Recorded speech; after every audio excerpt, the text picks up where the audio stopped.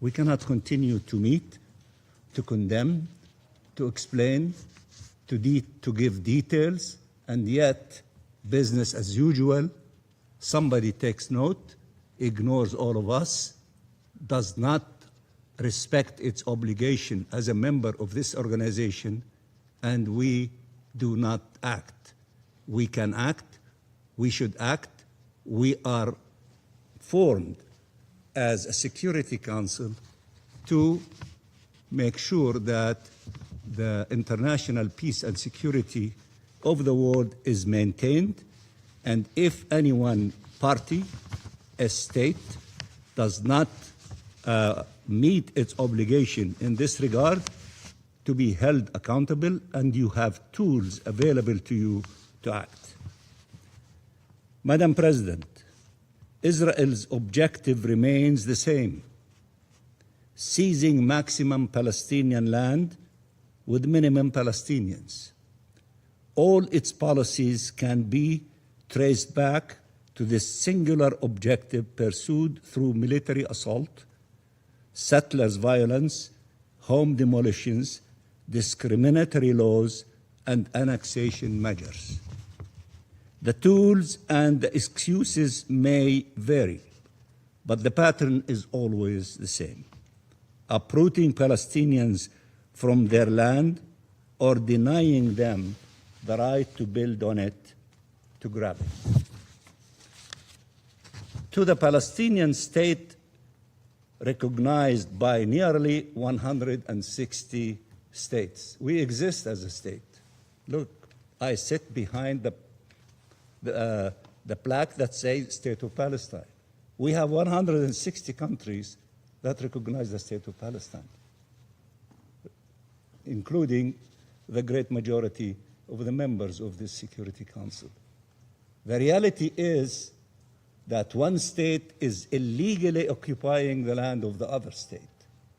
So therefore, we need the international community, the Security Council, to help the State of Palestine that lives under ruthless occupation, illegal occupation, using the words of the International Court of Justice, to help us to end this illegal occupation, as the International Court of Justice said, as rapidly as possible.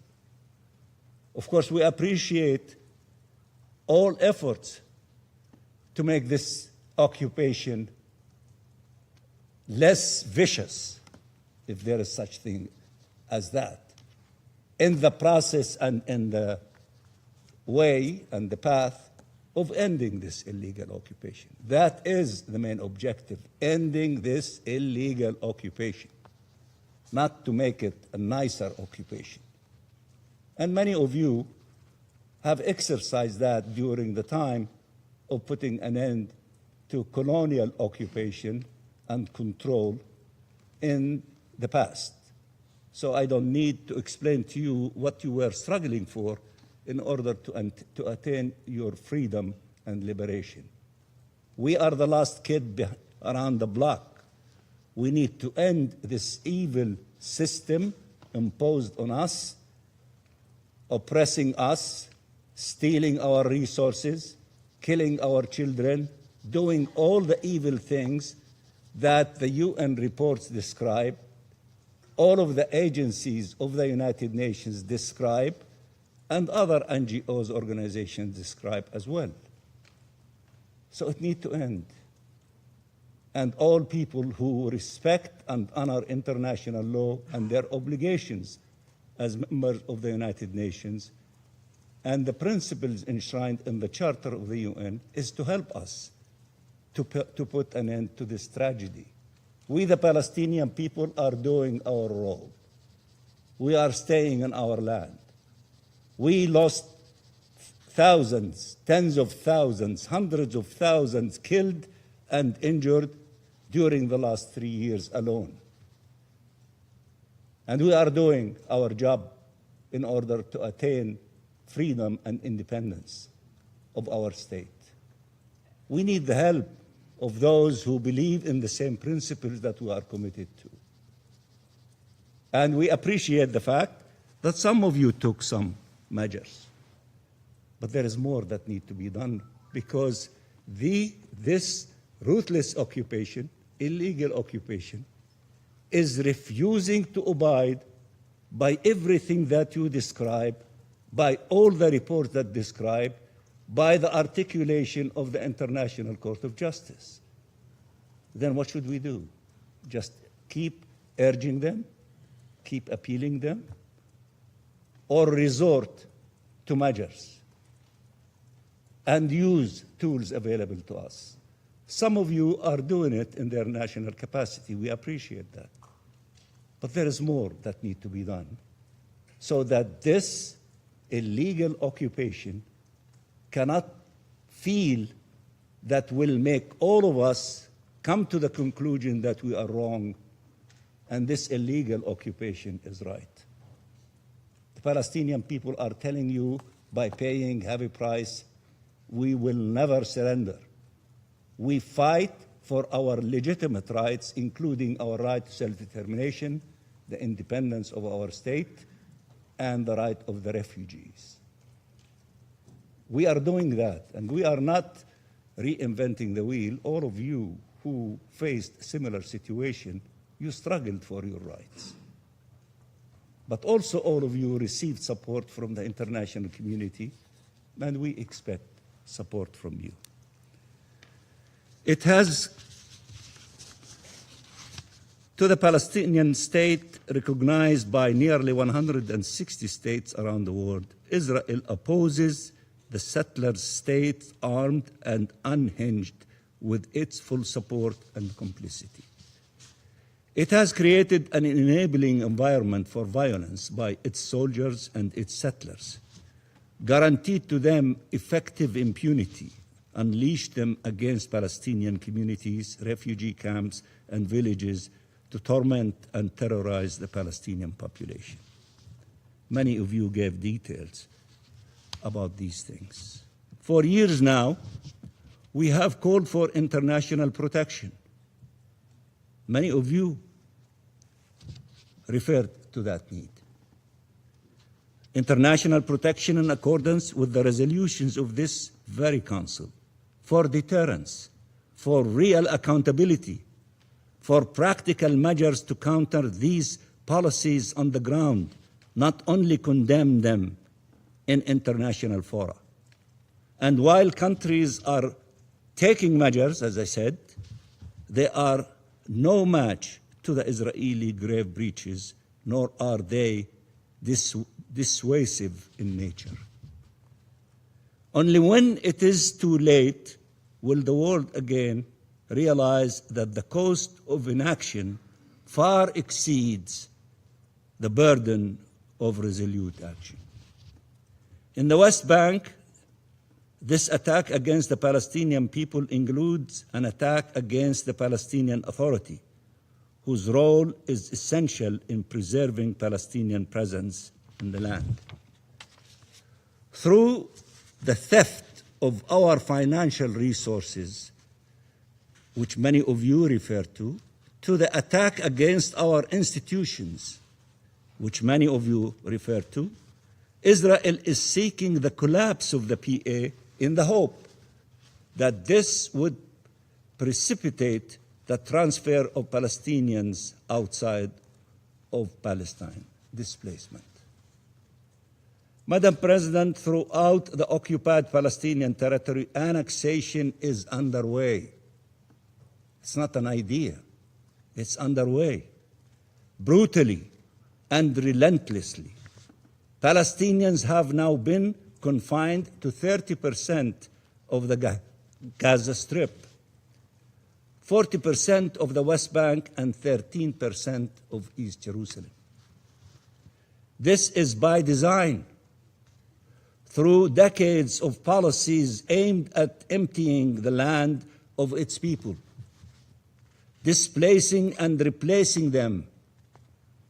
These last few years saw a dramatic acceleration of these policies that have yet to be met with an appropriate response able to put an end to them. There is some action, we need more. and more and more until this illegal occupation yield to the international law and the position of the Security Council and its resolutions.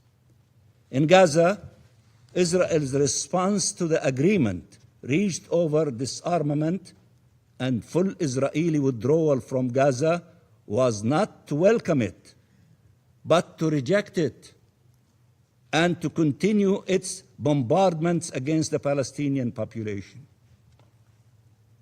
The Comprehensive Peace Plan and the New York Declaration rely on key principles: no occupation, no annexation, and no displacement. This is what the two plans have in common.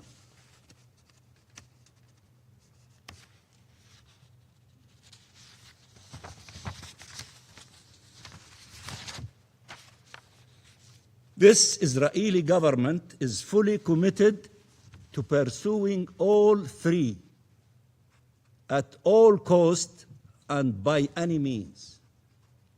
We all say no annexation, no occupation, no displacement. They are not only saying, they're working day and night by all means, yes to annexation, yes to occupation, and yes to displacement. The plan builds towards reunification of the West Bank and the Gaza Strip, as many of you have indicated, under the Palestinian Authority, Palestinian self-determination, and independent statehood. The Israeli government is fully committed at preventing them at all costs and by any means, and they don't hide it. They announce it every day.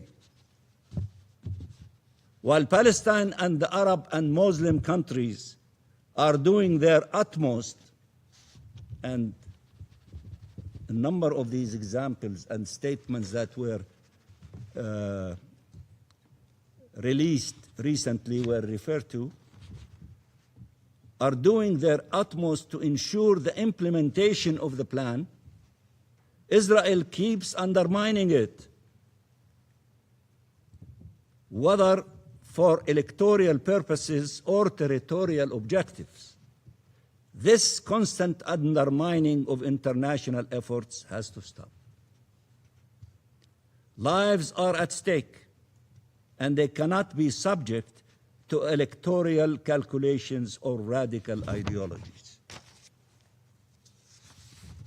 The future of the region is at stake, and it cannot be left to be decided by colonial appetite or hegemonic aspirations. We have a common vision and a common plan, and cannot allow any spoiler to derail them. They must be implemented. All of us are saying we want to implement the 20-point plan of President Trump, reflected in resolution of the Security Council 2803 and the New York Declaration. All of it, the plan, the 20 points, not a la carte menu. You select from it what you like and you discard the rest. No, from point 1 to point 20 and the New York Declaration. The international will cannot bow before the colonial whims of the Israeli government. Madam President, elections are to take place in Israel and Palestine in the coming weeks. The world should send an unequivocal signal that it has charted a path for Palestinian freedom, self-determination, and independent statehood that leads to two states, Palestine and Israel, living side by side in peace and security, and to a region of sovereign states that together can foster a future of shared peace, security, and prosperity. The other path leads to a very different outcome. One this region has visited time and time again. One of occupation, wars, loss, and bloodshed. How much more bloodshed from our children and our women and the vulnerable and all the Palestinians we need to put at the altar for this illegal, vicious occupation to leave us alone and to allow the international community to prevail and succeed in supporting the Palestinian people in their quest for freedom, dignity, and independence.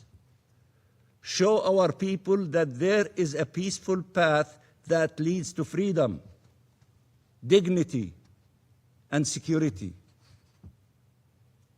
I appeal to you, the Security Council, show our people that there is a peaceful path that leads to freedom, dignity, and security.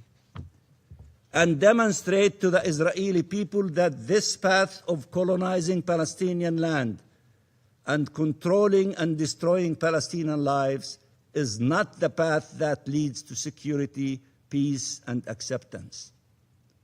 It is time for our region to unleash its true potential, one that can only be achieved through a free Palestine, respect for the rights and safety of all peoples, and the sovereignty of all states.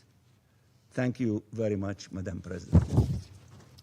I thank the permanent observer of the Observer State of Palestine for the statement, and I now give the floor to the representative of Israel. Thank you, Madam President. First, I would like to convey our thoughts and prayers to the people of Colombia following the devastating earthquake. Madam President, as we gather to discuss the escalation in Judea and Samaria, let me set the record straight. Israel condemns all violence against Israelis and Palestinians. Israel does not tolerate extremism. We confront it, but we do not ignore the reality on the ground. While Israeli extremist attacks are declining, Palestinian terrorist attacks are rising, making up the majority of attacks in Judea and Samaria. This May, there were 348 Palestinian terrorist attacks only in Judea and Samaria, 8 pipe bomb attacks, 282 stone-throwing incidents, 32 firebomb attacks, 24 arson incidents, and 2 serious car ramming attacks. That is up from 325 attacks in the month of April.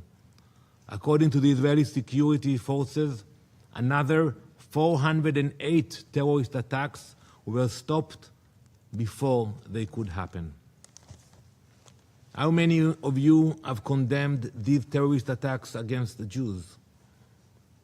None of these attacks were mentioned by the briefers, and none of these attacks were mentioned by many of you. This is the bias we are confronting today. This council is focusing on one side of the violence while ignoring the other. Madam President, Israel is combating extremist violence in all its forms. When it comes to Israeli extremism, we are expanding our presence on the ground in Judea and Samaria. Israel's comprehensive framework has led to increased enforcement against Jewish extremism. Those efforts have been successful. Through the first quarter of 2026, we opened 354 investigations, filed 20 indictments, and arrested 35 extremists. This has led to a decrease in extremist violence. There were 116 total incidents of Israeli extremist violence in June, down from 165 in March. Enforcement is ongoing. Last week, an Israeli was indicted for alleged killing of a Palestinian near Hebron. He will face the Israeli justice system. We condemn this violence. We prosecute these crimes. We hold perpetrators accountable. Our Prime Minister, Defense Minister, military leaders have all made clear addressing extremist violence is a priority for our government. At the same time, Israel is intensifying its efforts to prevent Palestinian terrorism.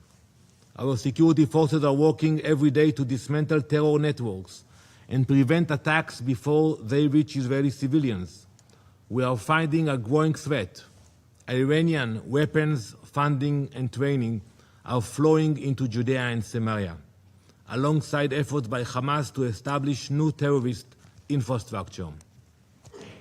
Madam President, the Palestinian Authority is supposed to help us to mitigate this problem, to fight terrorism, but instead they continue to fall short of that responsibility. Even after a presidential decree for Mahmoud Abbas, the US State Department informed Congress that the PA continued pay for slay. Through 2025, they distributed about $200 million to terrorists and their families. We still see incitement to violence promoted in their communities. This doesn't stabilize the region, it fuels the violence. Madam President, this terrorism does not just threaten communities in Judea and Samaria. You know the proximity. It's being exported throughout the state of Israel. The danger is present, the violence is endless, and the victims are real.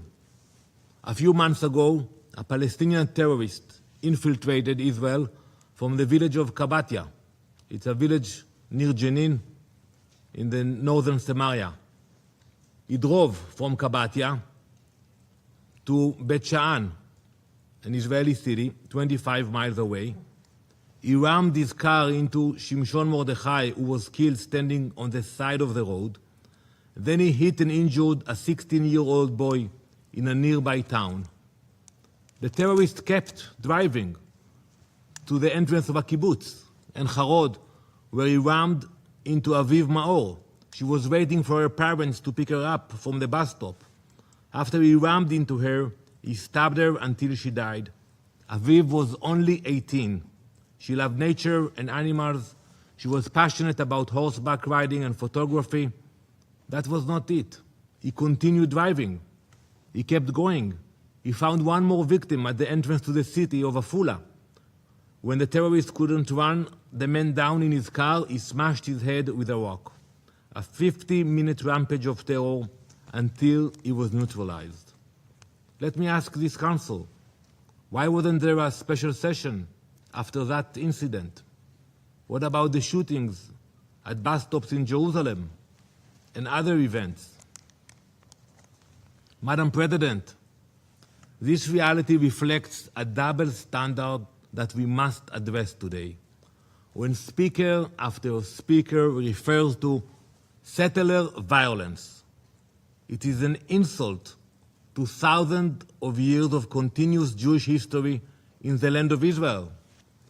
Jews have never been and will never be settlers in Judea and Samaria.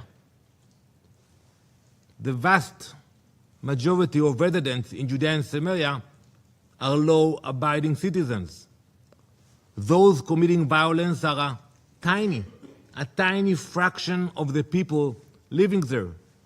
They do not represent the broader community. That is why when you actually use the term settler violence, it's a provocation. Why? Because first, it denies our connection to the land of Israel.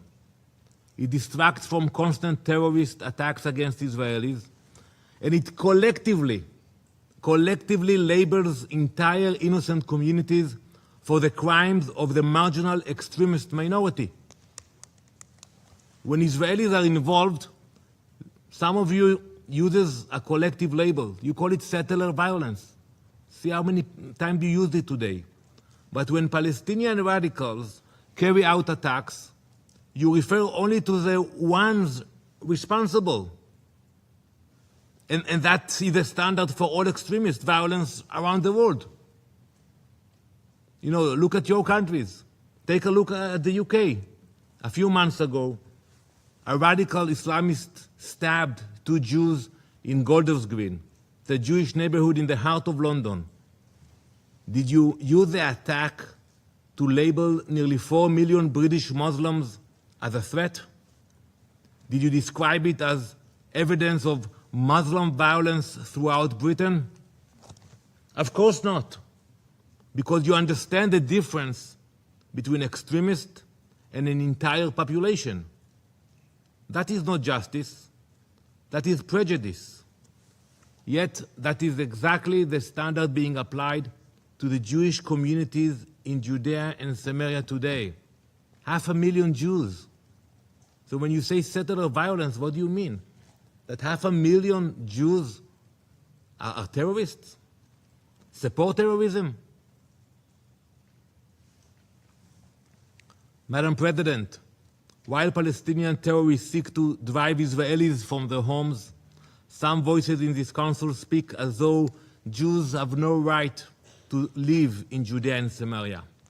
That is not true. We are not occupier, we are not settler.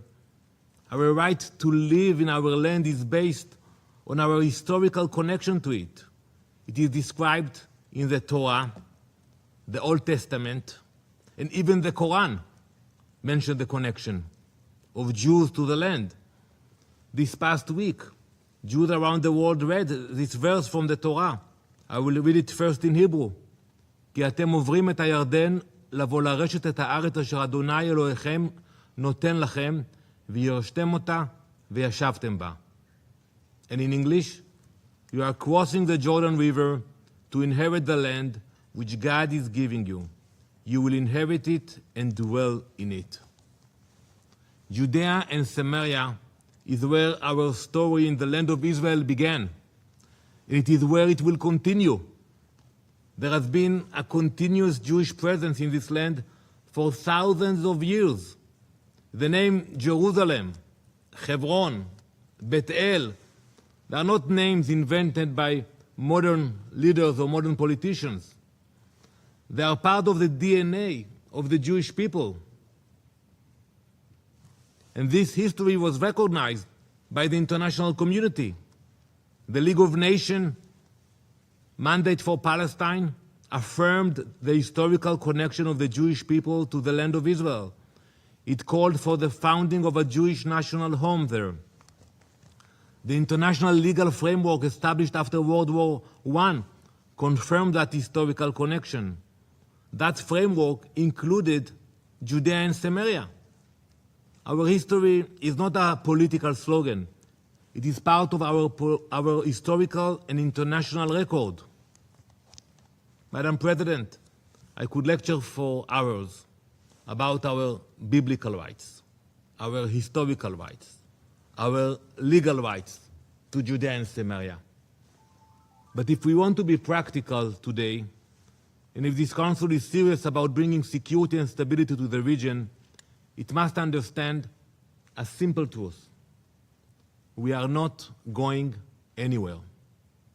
Jewish communities will stay in Judea and Samaria, just like the Palestinian communities. Over 500,000 Jews live in 4 large cities and over 200 communities in Judea and Samaria, alongside over 2 million Palestinians. The Jewish communities are not temporary outposts. They are not obstacle to peace. They are permanent neighborhoods, cities, home, families. Today, this council has a choice. It can either repeat rhetoric that fuels the conflict, or it can support real efforts to find a way to live in peace, in stability, and security. Thank you, Madam President. The statement, and I... Do you want to watch more videos like this one?